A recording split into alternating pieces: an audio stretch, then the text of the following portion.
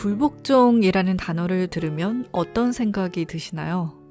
만약 부정적인 느낌을 강하게 받았다면 그건 인류의 역사 내내 우리가 복종하며 살도록 길들여졌기 때문일 수 있습니다. 개인보다 커다란 힘, 사회나 조직, 문화, 국가 등에 의해서요.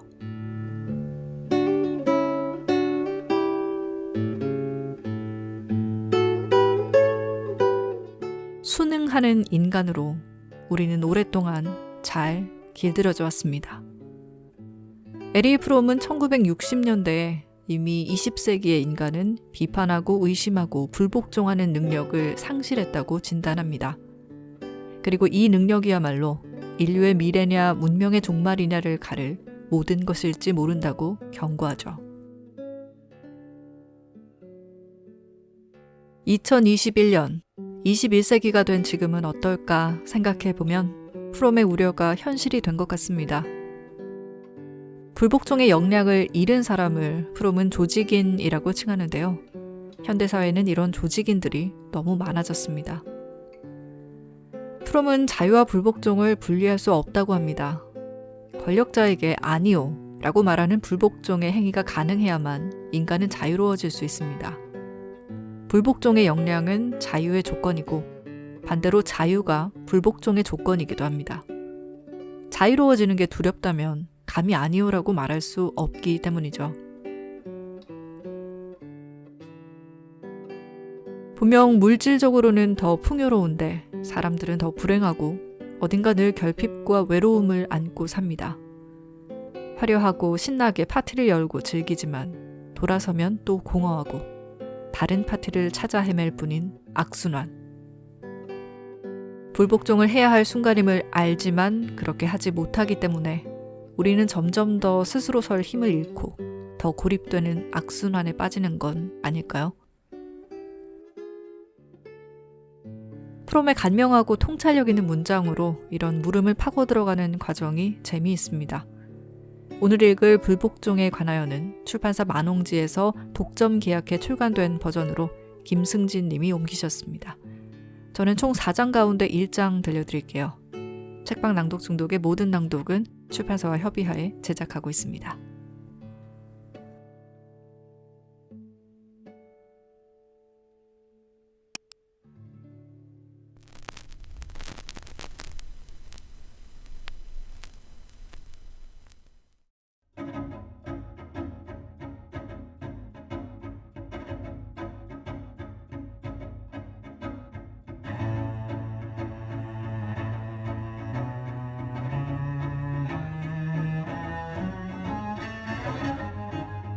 불복종에 관하여 에리히 프롬 지음, 김승진 옮김, 만홍지.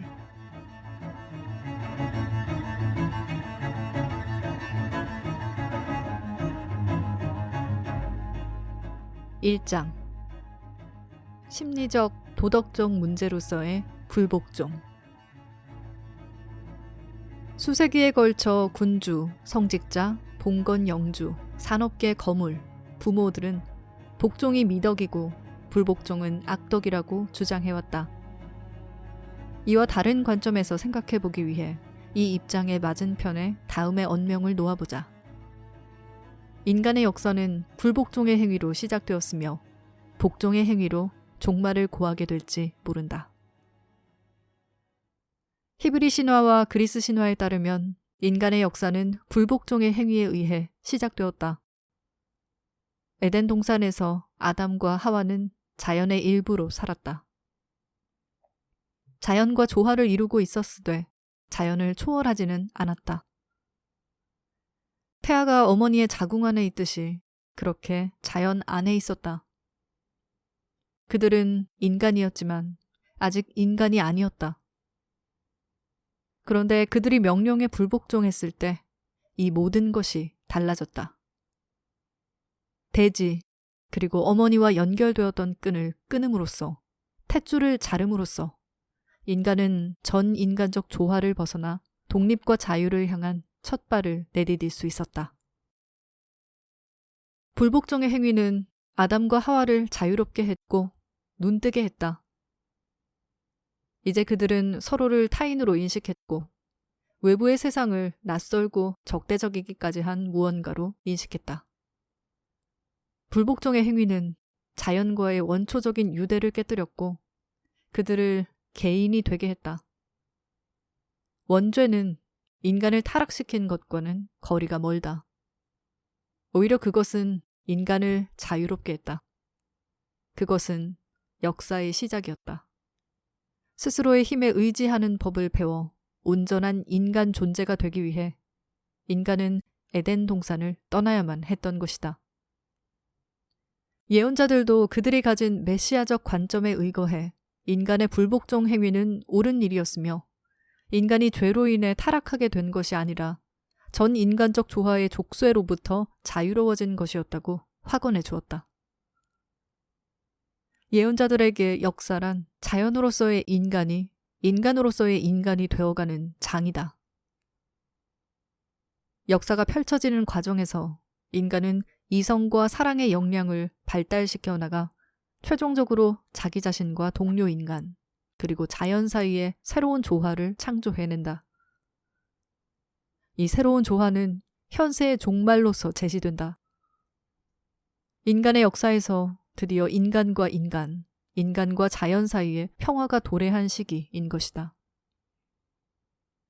이것은 인간 자신이 만들어낸 새로운 낙원이며 불복종으로 인해 옛 낙원에서 떠나야만 했기 때문에 오직 인간만이 만들 수 있는 낙원이다. 아담과 하와에 대한 히브리 신화처럼 그리스의 프로메테우스 신화도 인간 문명의 모든 것은 불복종 행위에 토대를 두고 있다고 말한다.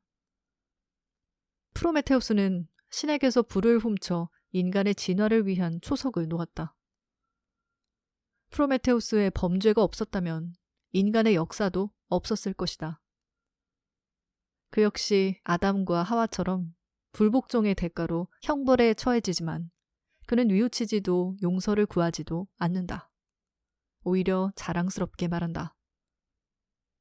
신들의 고분고분한 종이 되느니 이 바위에 사슬로 묶여있겠다. 고. 계속해서 인간은 불복종의 행동을 통해 진화해왔다. 양심과 신념의 이름으로 권력자에게 감히 아니오라고 말하는 사람이 있었기에 인간의 영적 발달이 가능했다. 그뿐 아니라 인간의 지적 발달 또한 불복종을 감행할 수 있는 역량에 달려 있었다. 새로운 생각을 틀어막으려 하는 권위자들에게, 그리고 변화란 얼토당토 않다고 일축하는 오래된 기성관념들의 권위에 복종하지 않을 수 있는 역량 말이다. 불복종의 역량이 인간 역사의 시발을 가능케 한 요인이었다면 앞에서 말했듯 복종은 인간 역사의 종말을 가져올 요인이 될지 모른다. 상징적이거나 시적인 의미에서 하는 말이 아니다. 향후 5년에서 10년 안에 인류가 인간 문명을, 아니 지구상의 모든 생명을 절멸시킬 가능성이 존재하며 그것도 상당히 현실적인 가능성이 존재한다. 물론 그런 일에는 일말의 합리성도 논리도 없다. 하지만 사실을 말하건대 기술적으로는 원자력의 시대에 살고 있는지 몰라도 정서적으로는 인간 대다수, 권력자들도 포함해서 여전히 석기 시대에 살고 있다. 우리의 수학, 천문학, 자연과학은 20세기의 것이지만 정치와 국가와 사회에 대한 우리의 사상 대부분은 과학의 시대에 비해 훨씬 뒤처져 있다. 인류가 스스로를 멸망시키게 된다면 그것은 죽음의 버튼을 누르라는 명령에 복종해서일 것이고 두려움과 증오, 탐욕이라는 태고의 정념에 복종해서일 것이며 국가의 주권이니 민족의 명예니 하는 낡아빠진 상투적 개념에 복종해서일 것이다. 소비에트 지도자들은 노상 혁명을 말하고 자유세계의 우리들은 노상 자유를 말하지만 그들이나 우리나 어떻게든 불복종을 꺾으려 한다. 소비에트에서는 무력을 써서 명시적으로, 자유세계에서는 좀 더 교묘한 설득의 기법을 써서 묵시적으로. 모든 불복종이 미덕이고 모든 복종이 악덕이라는 말은 아니다. 그런 견해는 복종과 불복종의 변증법적 관계를 무시하는 것이다. 내가 복종하고자 하는 원칙과 불복종하고자 하는 원칙이 상호 부합할 수 없을 경우 하나의 원칙에 대한 복종은 불가피하게 다른 원칙에 대한 불복종이 되며 그 역도 마찬가지다. 안티고네의 처지가 이러한 양분법의 딜레마 상황을 보여주는 고전적인 사례다.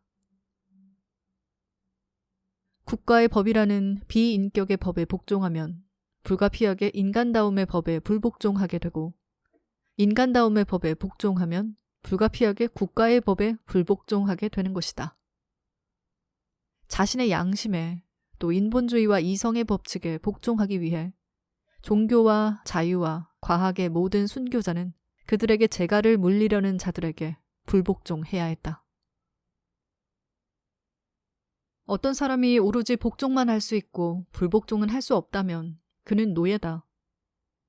오로지 불복종만 할 수 있고 복종은 할 수 없다면 그는 반항꾼이다. 혁명가와 반항꾼은 다르다. 반항꾼은 분노와 실망, 억울함에 추동되어 행동할 뿐 신념이나 원칙의 이름으로 행동하지는 않는다. 용어의 혼동을 피하기 위해 짚고 넘어가야 할 중요한 점이 있다.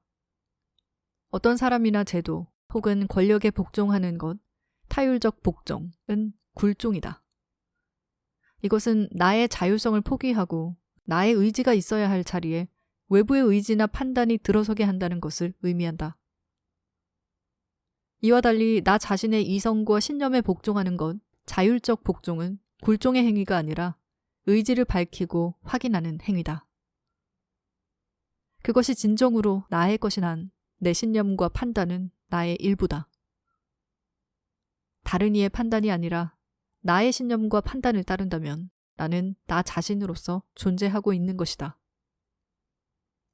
그러므로 여기에서 복종이라는 단어는 은유적인 의미에서만 쓰일 수 있으며 타율적 복종과는 근본적으로 의미가 다르다. 이 구분에 더해 두 가지 면에서 의미를 더 분명히 해둘 필요가 있다. 하나는 양심의 개념과 관련된 것이고 다른 하나는 권위의 개념과 관련된 것이다. 양심이라는 단어는 매우 상이한 두 가지 현상을 지칭하는 데 쓰이곤 한다. 하나는 권위주의적 양심으로 내가 마음에 들고 싶거나 심기를 거스르기 두려운 권위자의 목소리가 내 안에 내면화된 것을 말한다. 사람들이 자신의 양심에 복종한다고 할 때 대개 그것은 권위주의적 양심에 복종하는 것이다. 프로이트가 말한 양심도 이런 종류인데 프로이트는 이것을 초자아, 슈퍼에고라고 불렀다. 초자아는 아버지의 명령과 금지가 두려움으로 인해 아들에게 받아들여져 내면화된 것이다. 권위주의적 양심과 구별되는 또 다른 양심은 인본주의적 양심으로 외부로부터 부과되는 제재나 보상과 상관없이 모든 인간에게 존재하는 목소리를 말한다. 인본주의적 양심은 인간으로서 우리가 무엇이 인간적이고 무엇이 비인간적인지, 무엇이 생으로 이끌고 무엇이 생의 파괴로 이끄는지를 직관적으로 알고 있다는 사실에 토대를 둔다. 이 양심은 우리가 인간으로서 기능하게 해준다. 이것은 우리를 우리 자신에게로, 우리의 인간성으로 되불러와 주는 목소리다. 내면화되어 있을지라도 권위주의적 양심, 초자아는 결국 외부 권력에 대한 복종이다. 의식상으로는 나의 양심을 따르고 있는 것 같지만 사실 이미 나는 권력자의 원칙을 완전히 삼켜 내 안에 받아들인 상태다. 우리가 그것을 인본주의적 양심이라고 착각한다는 바로 그 점 때문에 내면화된 권위인 초자아는 명백하게 나의 일부가 아닌 것으로 경험되는 이유의 권위보다 훨씬 더 효과적으로 작동한다. 그리고 외부의 사상과 권력에 대한 모든 복종이 그렇듯이 권위주의적 양심에 대한 복종도 인본주의적 양심, 즉 스스로 판단하고 자기 자신으로서 존재할 수 있는 능력을 훼손하기 쉽다. 타인에 대한 복종이 그 자체로 굴종이라는 언명 또한 불합리한 권위와 합리적인 권위를 구분함으로써 뜻을 더 명확히 할 필요가 있다. 합리적인 권위의 사례는 학생과 교사의 관계에서, 불합리한 권위의 사례는 노예와 주인의 관계에서 볼 수 있다. 명령자의 권위가 상대방에게 받아들여진다는 데 토대를 둔다는 점은 두 관계 모두에 공통된다. 하지만 상호작용에서 드러나는 동태적인 속성을 보면 이 두 관계는 차이가 있다. 이상적인 경우라면 교사와 학생의 이해관계는 동일한 방향을 향한다. 교사는 학생의 발전에 도움이 되었을 때 만족을 느끼며, 그렇지 못했을 때 그의 실패는 학생의 실패이기도 하다. 반면에 노예 소유주는 노예를 최대한 착취하고자 하므로 노예로부터 이득을 많이 뽑아낼수록 더 큰 만족을 느낀다. 한편 노예 입장에서는 최소한의 행복이나마 지키기 위해 챙길 수 있는 것들을 최대한 지키려고 분투한다. 즉 노예와 주인의 이해관계는 적대적이다. 한쪽에 득이 되는 것이 다른 쪽에는 해가 되기 때문이다.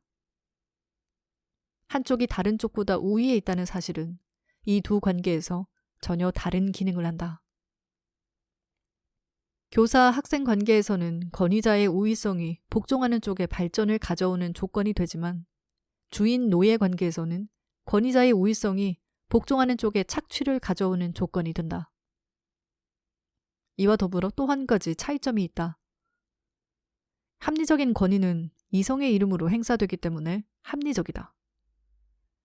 교사가 학생에게 행사할 때든 배의 선장이 긴급 상황에서 명령을 내릴 때든 마찬가지다. 이성은 보편적인 것이므로 우리는 굴종하지 않고도 그것을 받아들일 수 있다. 이와 달리 불합리한 권위는 무력이나 조작적 암시와 같은 수단을 사용해야 한다. 막을 자유가 있는데도 자신이 착취당하게 둘 사람은 없을 테니 말이다. 그런데 왜 인간은 이토록 쉽게 복종으로 기우는 것일까? 인간에게 불복종이란 왜 이렇게 하기 힘든 것일까? 국가, 교회, 여론 등의 권력에 복종하는 한 우리는 안전하고 보호받고 있다는 느낌을 갖게 된다.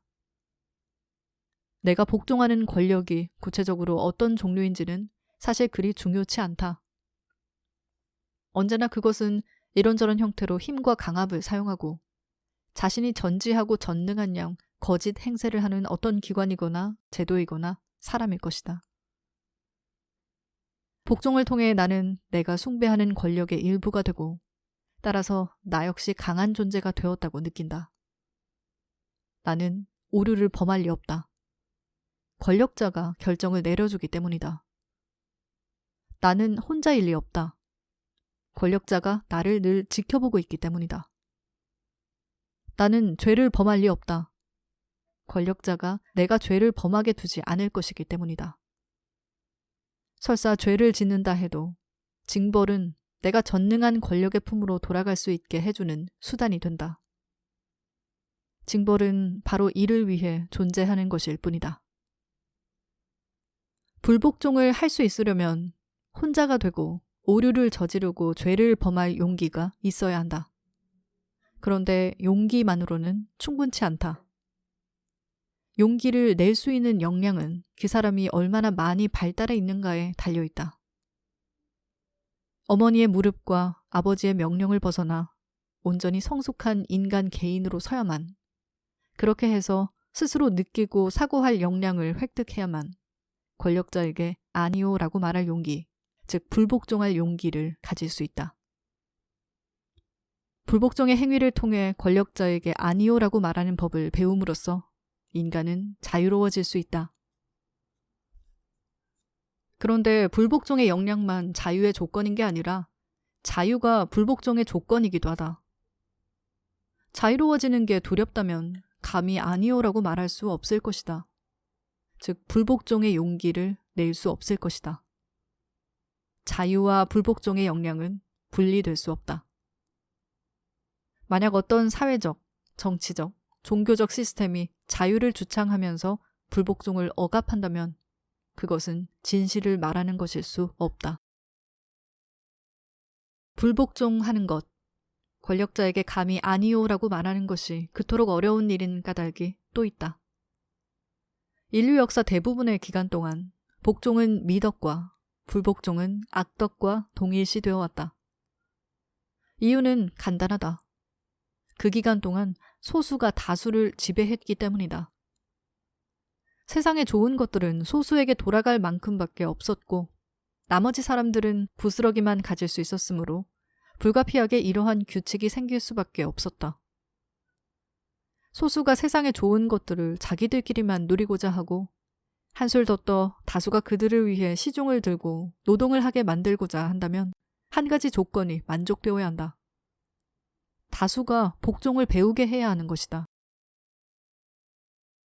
물론 복종은 단순히 힘으로 강제할 수도 있지만 이 방법에는 단점이 많다. 우선 언젠가 다수가 소수의 지배를 힘으로 뒤집을 수단을 갖게 될지 모른다는 위험이 상존한다. 또한 사람들이 복종하는 이유가 오직 두려움뿐이라면 되어야 할 많은 일들이 제대로 돌아가지 않을 수 있다. 따라서 힘에 대한 공포에서 나오는 복종은 마음에서 우러나는 복종으로 바뀌어야 한다. 단지 불복종하기를 두려워하는 게 아니라 스스로 복종을 원하고 심지어 복종을 필요로 하게 만들어야 하는 것이다. 이를 달성하려면 권력자는 자신이 지고의 선과 지고의 지혜를 담지한 존재라고 주장할 수 있어야 한다. 권력자는 전지한 존재가 되어야 한다. 그러면 권력자는 불복종은 죄악이고 복종은 미덕이라고 선포할 수 있게 되고 그러고 나면 사람들은 겁쟁이가 된 스스로를 혐오할 필요 없이 복종은 미덕이라는 이유로 받아들이고 불복종은 악덕이라는 이유로 혐오할 수 있게 된다. 루터 시대부터 19세기까지 사람들은 명시적이고 공공연한 권위에 주로 관심을 기울였다. 루터, 교황, 군주는 그것을 지탱하고자 했고 중간층, 노동자, 철학자는 그것을 뒤엎고자 했다. 가정에서처럼 국가에서도 권위에 맞서는 싸움은 인간을 독립적이고 대담한 개인으로 성장시키는 토대가 되곤 했다. 권위에 대한 투쟁은 과학자들과 계몽주의 철학자들을 특징 짓는 지적 풍조에서 뗄 수 없는 것이었다.